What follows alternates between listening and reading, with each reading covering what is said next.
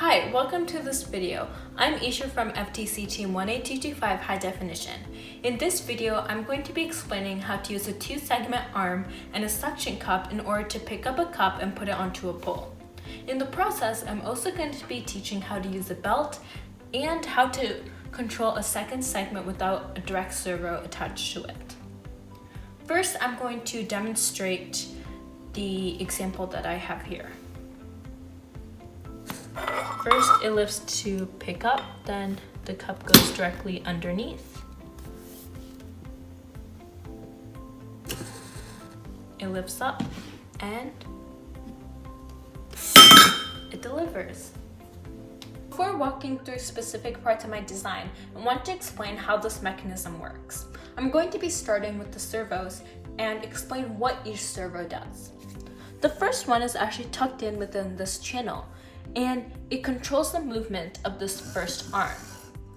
However, the weight of the rest of this arm is really heavy. So in order to mitigate that, the servo is connected to a small gear, which is connected to a really large gear. You can see more of that right here.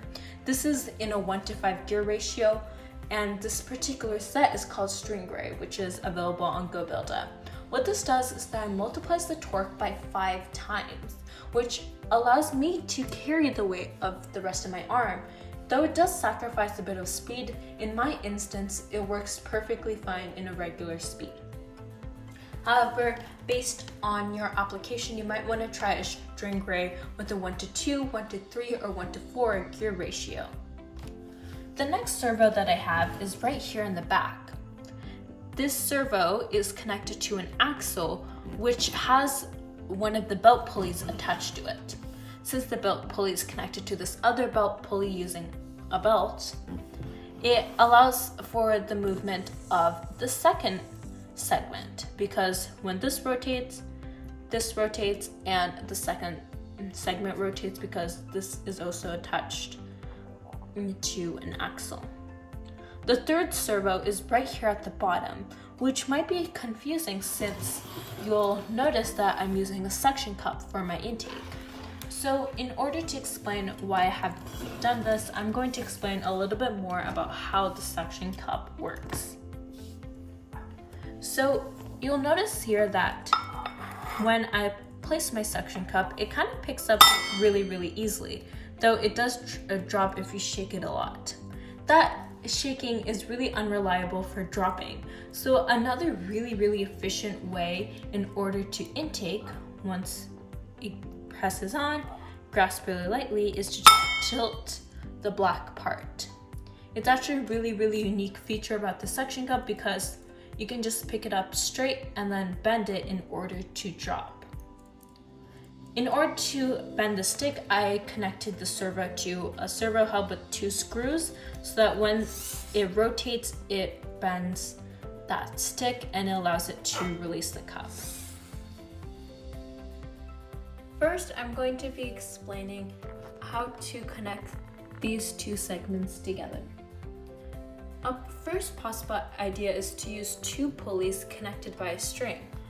In my particular example, the string was not strong enough, but it might work in your use case. The example that I have here uses a belt, where the belt pulleys are mounted onto axles so that the second segment can move without having to move the first segment as well. Something very key in this aspect is that your pulleys must be in alignment, including any idler wheels that you might have. So this belt should not bend because it prevents the good movement of your belt. Another comment is that this belt should be in perfect tightness. It should not be too loose. You can see here that it's not too loose, but it can't be too tight as well. So that's why it moves a little bit. The reason for this is because when it's too loose, the pulley slips, and when it's too tight, when you try to move it up, it gets way too strained in an up position and just moves back to a position it's more comfortable. So this perfect tightness is a good amount.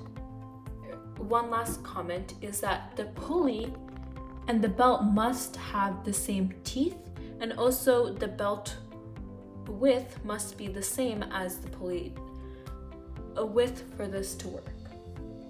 Another key element of this design is the suction cup. You notice here that this suction cup is what I use for the intake in order to pick up the cup, because it's really simple, it just sticks onto the cup. Something to consider is how you're going to be securing it onto your design. In my example, I use rubber bands because you notice here that the suction cup remains on the ground and it doesn't get pushed up, which is what happens when you use something like tape. A possible alternative is to also use zip ties. Additionally, the suction cup has a very specific surface that I can pick up. You notice here that with this smooth cup, if I put it under and pick it up, it's really smooth and it picks up without any effort. However, with this cup, you'll notice here that even if I put in a lot of stress and force, it doesn't pick up. The reason is because this particular surface has a little bit of writing, it's not perfectly smooth, and therefore the suction cup cannot pick it up. However, this can be adapted since this is a really lightweight intake arm. Thank you so much for watching this video, and I hope you learned something from this. If you're interested in checking out more, don't forget to explore the FTC 18225 High Definition YouTube channel for more content. Thank you so much.